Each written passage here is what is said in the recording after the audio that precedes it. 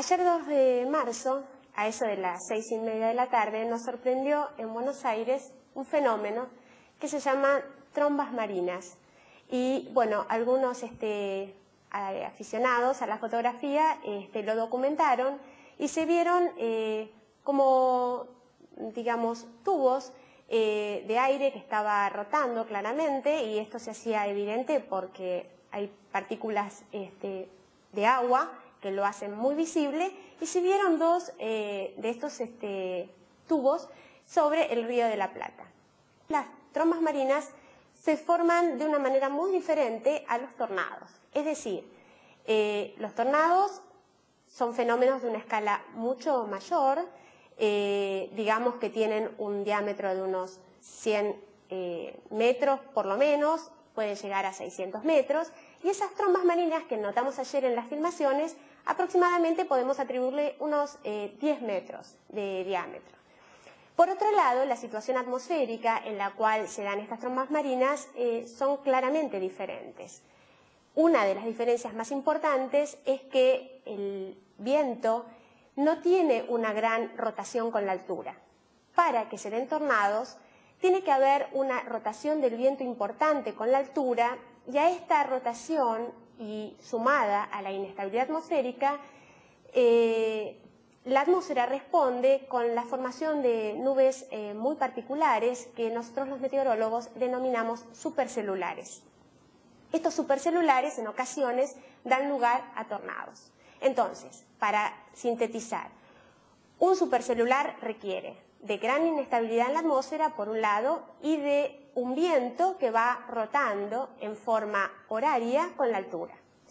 Ninguno de estos dos elementos se dieron ayer cuando se dieron las trombas marinas. Si bien había algo de inestabilidad atmosférica, la inestabilidad estaba acotada a las capas más bajas de la atmósfera, digamos, no más allá de los 5 kilómetros.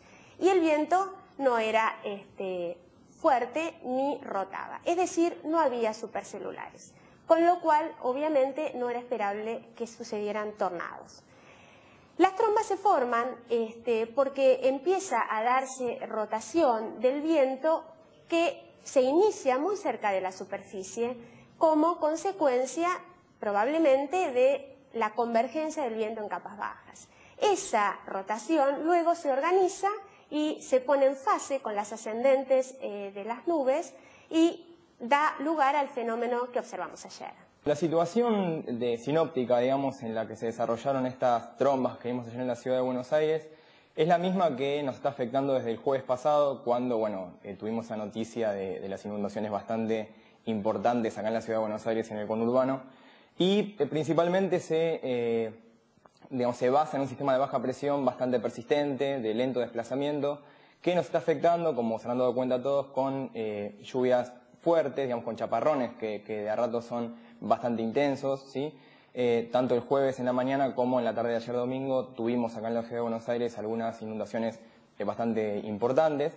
Y dentro de ese entorno se dieron las condiciones bastante particulares, si se quiere, para que se formaran las trombas que ayer pudimos ver en algunas regiones del Río de la Plata, digamos.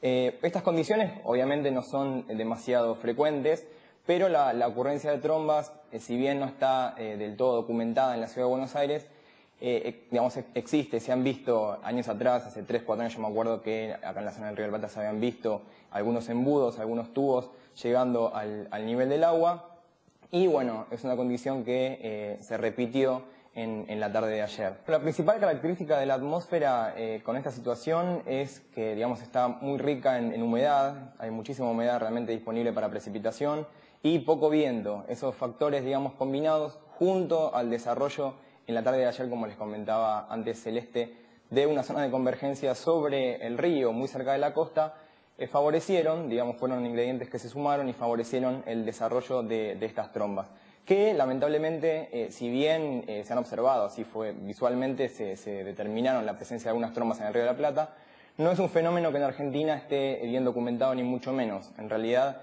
para saber un poco más de ellas, tenemos que basarnos en los estudios, digamos, que se hicieron en la península de la Florida, en Estados Unidos, donde sí son un fenómeno bastante más frecuente. Una diferencia importante, no solamente en el mecanismo, digamos, que desarrollan los dos sistemas, como antes explicaba Celeste, el tornado y la tromba, también está o se ve en la intensidad de los vientos. De hecho, las trombas documentadas en Estados Unidos tienen velocidades del viento realmente bastante más débiles que los tornados, en torno a unos 30 nudos, que son unos 50 kilómetros por hora, ¿sí?